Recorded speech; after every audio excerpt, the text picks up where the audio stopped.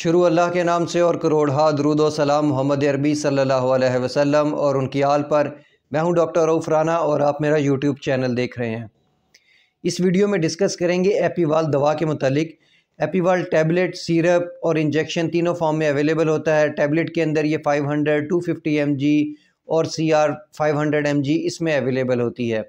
ये दवा अमूमी तौर पर मिर्गी के मर्ज़ में इस्तेमाल करवाई जाती है। ऐसे मरीज़ जो मिर्गी का शिकार हों उनमें इस दवा का इस्तेमाल करवाया जा सकता है ताकि मिर्गी के जो असरात हैं उसको कम से कम किया जा सके।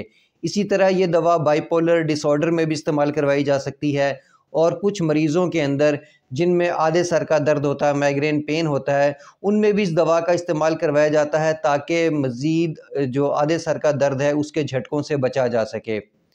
इस दवा को और भी मुख्तलिफ़ कंडीशन, जैसे कि ऐसे बच्चे जिनको बचपन के अंदर बुखार के साथ झटके लग रहे हों, फिट्स लग रहे हों, उनमें भी कुछ अद्वियात के साथ इस दवा का इस्तेमाल, इस सिरप का इस्तेमाल करवाया जा सकता है। अब हम देखते हैं कि ये दवा काम कैसे करती है। ये दवा गाबा पर असरअंदाज होती है और दिमाग के अंदर एक रिसेप्टर्स हैं गाबा, उन पे असरअंदाज होती है और कैल्शियम जो वोल्टेज गेटेड चैनल हैं कैल्शियम के, उसको ओपन कर देती है। उसके खुलने के नतीजे में ऐसा होता है कि ब्रेन की जो एबनॉर्मल एक्टिविटीज़ हैं वो खासी हद तक कम हो जाती है। जितना भी ये मिर्गी या आधे सर का दर्द, बाइपोलर डिसऑर्डर्स, ये होते इस वजह से हैं कि ब्रेन के जो न्यूरॉन्स हैं उसकी एक्टिविटी बहुत ज़्यादा हो जाती है, बहुत ज़्यादा कम हो जाती है, वो एबनॉर्मल एक्टिविटी करना शुरू करते हैं।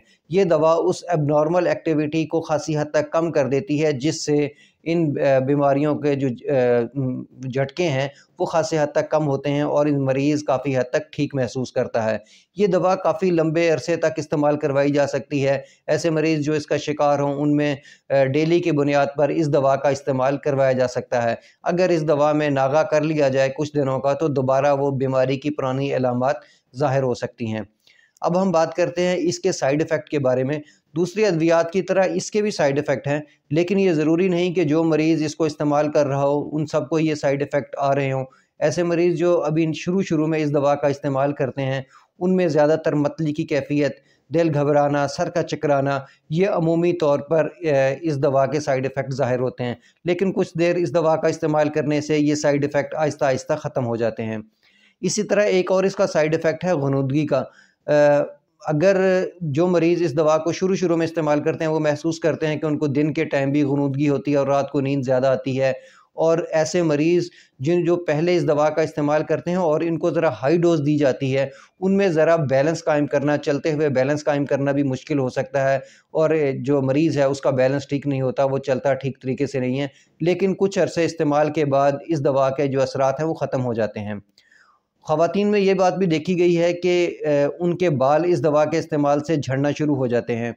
लेकिन ये भी देखा गया है कि कुछ देर दवा को मुसलसल इस्तेमाल किया जाए तो वो झड़े हुए बाल वापस भी आ जाते हैं। ये तो इसके आम जो हल्के साइड इफ़ेक्ट हैं।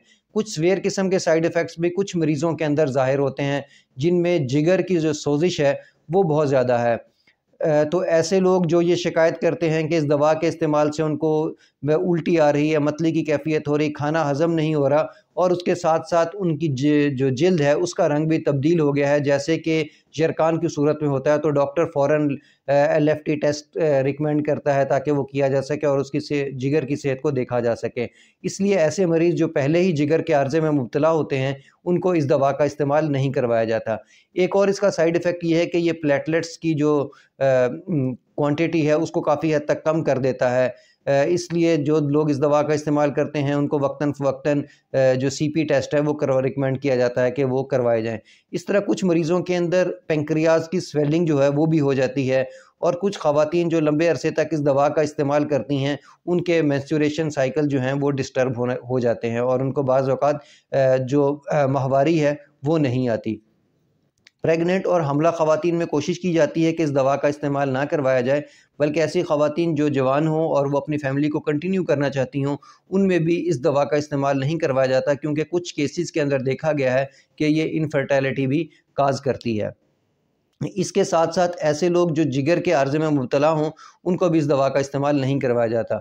اس دوا کے بہت سارے ادویات کے ساتھ انٹریکشن بھی ہوتے ہیں، اس لیے بہتر ہے کہ اگر آپ نزلہ زکام بخار یا کسی بھی صورت میں ڈاکٹر کو چیک کرائیں تو اسے یہ ضرور بتا دیں کہ آپ اس دوا کا استعمال کر رہے ہیں، کیونکہ بہت ساری اینٹی بائیوٹکس جیسے کہ ایریتھرومائسن، کلیتھرومائسن جو نارمل ہیں ان سے بھی اس دوا کے ساتھ انٹریکشن ہے جو اس دوا کے اثر کو بڑھا سکتے ہیں۔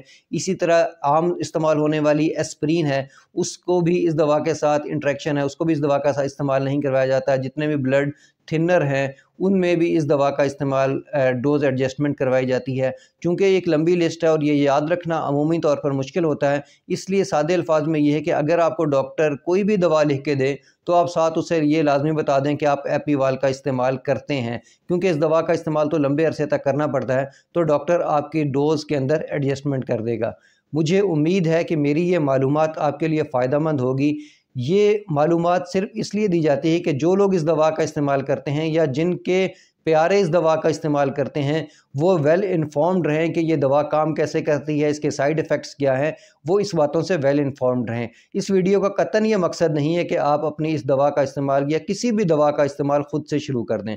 مجھے امید ہے کہ یہ میری بات آپ کو سمجھ آ گئی ہوگی۔ اللہ آپ کو اور آپ کے تمام اہل خانہ کو صحت والی زندگی عطا کرے۔ اللہ حافظ۔